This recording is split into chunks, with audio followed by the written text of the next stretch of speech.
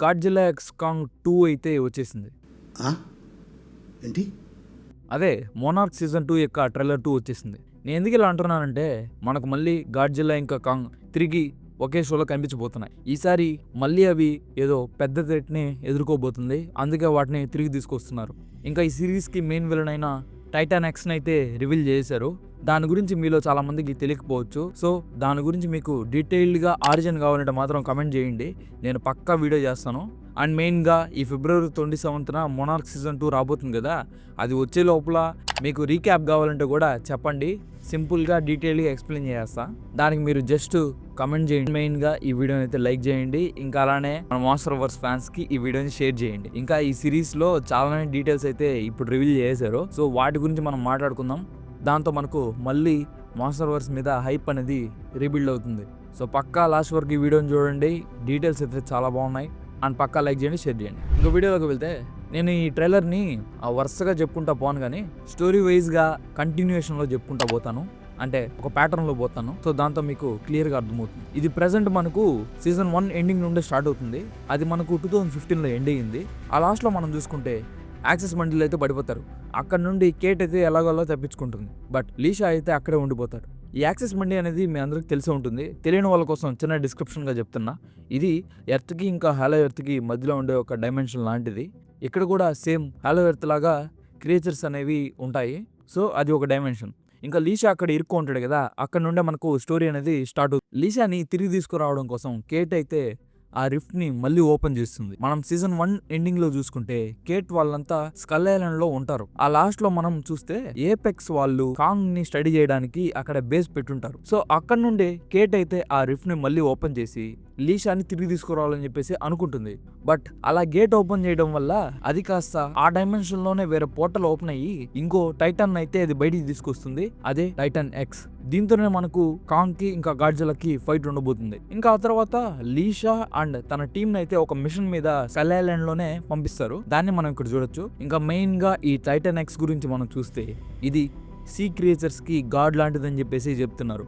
And దీన్ని prove చేస్తూ ట్రైలర్లో షిమోని చూపించినట్టు కేవ్ పెయింటింగ్లో కూడా మనకు దీన్ని చూపిస్తున్నారు.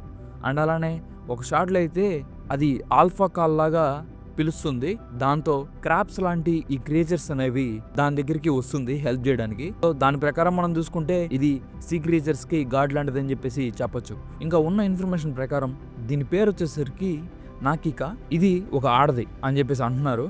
ఇంకా దీని సైజ్ చూడండి, ఈ షాట్లో వేల్ని కంపేర్ చేస్తూ మనకు చూపించారు. అది ఎంత పెద్దో మనం ఇక్కడ చూడొచ్చు. ఇంకా అలానే ఈ షాట్ మనం చూసుకుంటే నాకైతే ఇది గాడ్జిల్లా వర్సెస్ కాంగ్లో ఈ షాట్ని గుర్తు చేసింది. అండ్ ఓల్డ్ మూవీ ఉంది కదా గాడ్జిల్లా, ఆ మూవీని కూడా గుర్తు చేసింది. నార్మల్గా ఇది చాలా శాంతి జీవి అంట, బట్ గొడవకి వస్తే అని అంటుంది. ఇదైతే నేల మీద ఇంకా నీళ్ళల్లో బతకగలదు. మెయిన్గా మాత్రం ఇది గాడ్జిల్లా లాగా నీళ్ళల్లోనే ఎక్కువగా ఉంటుంది. ఇంకా అలానే ఇది మనకు రెడ్ అండ్ బ్లూ కలర్లో గ్లో అవుతుంది. నాకు తెలిసినంత వరకు ఇది సేమ్ గాడ్జిల్లాగా ఎనర్జీ అబ్జర్వ్ చేసుకొని ఇలా గ్లో అవుతూ ఉండొచ్చు. అండ్ దీనికి టెంటకల్స్ ఉన్నాయి ఆక్టోపస్ లాగా. ఆ టెంటకల్స్కి షార్ప్గా క్లావ్స్ ఉన్నాయి.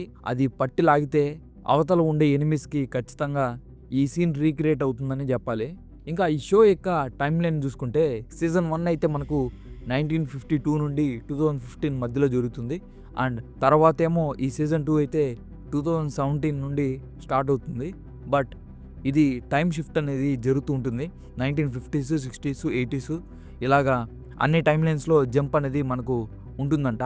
సో ఓవరాల్గా బేసిక్గా అయితే ఈ సిరీస్ యొక్క ప్లాట్ అయితే ఇలా ఉండొచ్చు. బట్ ఇన్డెప్త్ డీటెయిల్స్లోకి మనం వెళ్తే ఒక షాట్లో మనం చూడొచ్చు, పాస్ట్లో వీళ్ళంతా ఒక కేవ్లోకి వెళ్తున్నారు. ఇదైతే స్కల్ ఐలాండ్ కాదు, ఎందుకంటే మనం ఆ తర్వాత షాట్లో చూసుకుంటే ఇది వేరే విలేజెస్ లాగా కనిపిస్తున్నాయి.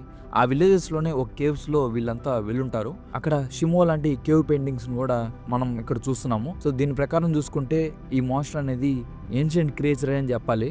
దాన్ని అయితే ఈ విలేజర్స్ ఎదుర్కొంటూ ఉంటారు. అలానే ఇప్పుడు మళ్ళీ అయితే క్రియేచర్ ఇక్కడికి వచ్చి ఆ ప్లేస్ని డిస్ట్రాయ్ చేయబోతుంది.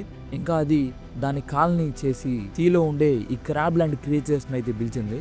అవైతే ఈ విలేజ్ని డిస్ట్రాయ్ చేస్తున్నాయి. ఇంకా ఈ షాట్లో సీజన్ 1 ఎండింగ్లో కాంగ్ అయితే ఈ ఏపెక్స్ బేస్ని డిస్ట్రాయ్ చేస్తుంది కదా, దాన్ని అయితే మనకు కంటిన్యూషన్గా ఇక్కడ చూపిస్తున్నారు. అది డిస్ట్రాయ్ చేసిన తర్వాత ఆ ప్లేస్ అనేది ఇలా అయ్యింది. ఈ ప్లేస్లోనే కేట్ అయితే రిఫ్ట్ మళ్ళీ ఓపెన్ చేసి లీషాని విడిపించాలనుకుంటుంది. కాకపోతే లీషాతో పాటు ఈ టైటాన్ ఎక్స్ కూడా బయటకు వచ్చేస్తుంది. దాన్ని మనం ఇక్కడ చూస్తున్నాం. ఇంకా రిఫ్ట్ ఎలాగైతే ఓపెన్ అయినప్పుడు వేవ్స్ వస్తాయో అలానే ఇక్కడ వస్తుంది. అప్పుడు కాంగ్ అయితే ఆ వేవ్స్కి ఇక్కడ లేస్తుంది. ఇంకా అప్పుడు కాంగ్ ఈ టైటాన్ ఎక్స్ బయటకు వచ్చిందని తెలుసుకొని దీనికి ఫైట్ అనేది జరుగుతుంది. ఇంకా దాని ఫైట్లోనే మనం ఈ షార్ట్స్ అన్ని చూస్తున్నాం. ఇంకా ఆ తర్వాత వీళ్ళంతా ఈ కాంగ్ డిస్ట్రాయ్ చేసిన ప్లేస్ని అయితే వీళ్ళు ఇక్కడ చూస్తున్నారు. ఇంకా అక్కడ ఏదో వస్తువు కోసం కానీ దేనికోసమో వీళ్ళంతా ఒక మిషన్ అయితే ప్లాన్ చేస్తున్నారు. ఇంకా అప్పుడే మనకు వైన్స్ లాంటి ఈ మాన్స్టర్ అయితే కనిపిస్తుంది. ఇది స్కల్ ఐలాండ్ లో సేమ్ స్పైడర్ మాన్స్టర్ లాగా నాకైతే అనిపించింది. బట్ ఇది వైన్స్ లాగా ఉండే మాన్స్టరు. సో అదైతే వీళ్ళని చంపుతుంది. బట్ అక్కడ కొంతమంది మిగులుతారు. ఇంకా ఆ తర్వాత టోక్యోలో గాడ్జిలా అయితే అటాక్ చేస్తూ ఉంది. దాన్ని మిలిటరీ అయితే ఎదుర్కొంటూ ఉంది. ఇది ఎందుకు జరుగుతుందో నాకైతే కొద్దిగా క్లారిటీ రావట్లేదు. మేబీ నాకు తెలిసినంత వరకు సేమ్ గాడ్జిలా ఎక్స్ కాంగ్ లో మనం చూస్తాం కదా, లాస్ట్ లో స్కార్ కింగ్ ని షిమోని ఓడించడానికి గాడ్జిలా అయితే ఫస్ట్ నుండి ఎనర్జీని అబ్జర్వ్ చేసుకోవడానికి న్యూక్లియర్ పవర్ ప్లాంట్స్ కి అక్కడికి వెళ్తుంది కదా, అలానే ఇక్కడ గాడ్జిలా టోక్యోకి వచ్చి ఏదైనా ఎనర్జీ కోసం అబ్జర్వ్ చేసుకోవడానికి వచ్చి ఉండొచ్చు.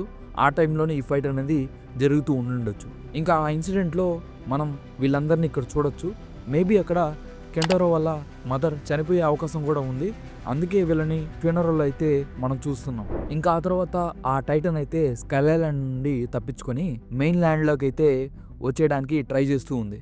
ఇంకా దాన్ని ఆపడానికి మొనార్క్ అండ్ మిలిటరీ అయితే ట్రై చేస్తుంది. బట్ అదైతే వీళ్ళకి చుక్కలు చూపిస్తుంది. ఇంకా ఆ మాన్స్టర్ని డైవర్ట్ చేయడానికి లీషా అయితే ఈ చిన్న స్ట్రీమర్ని వేసుకొని దాన్ని డైవర్ట్ చేస్తూ ఉన్నాడు. ఇంకా ఆ మాన్స్టర్ సిటీలోకి వచ్చేటప్పుడు ఈ వేవ్స్ అనేవి వీళ్ళకి వస్తూ ఉన్నాయి. ఆ షాట్స్ అయితే మనం ఇక్కడ చూడొచ్చు. ఇక్కడైతే మనకు ఈ monster same Godzilla X Kong లాగా ప్రపంచాన్ని మళ్ళీ వణికించడానికి ట్రై చేయొచ్చు. బట్ కాంగ్ అండ్ గాడ్జిల్లా ఇద్దరు కలిసి కాకపోయినా సపరేట్గా అయితే ఫైట్ చేస్తారు. అలా ఆ మాన్స్టర్ని ఓడించే అవకాశం ఉంది. మేబీ నాకు తెలిసినంత వరకు లీషా చనిపోయే అవకాశం కూడా ఉంది.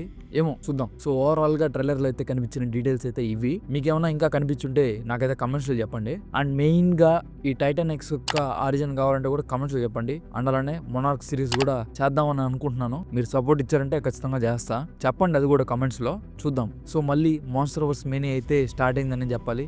ఈ ఫిబ్రవరిలో ఇంకా కొన్ని వీడియోస్ తో కలుద్దాం. Thanks for watching. Love you all. Take care. Bye.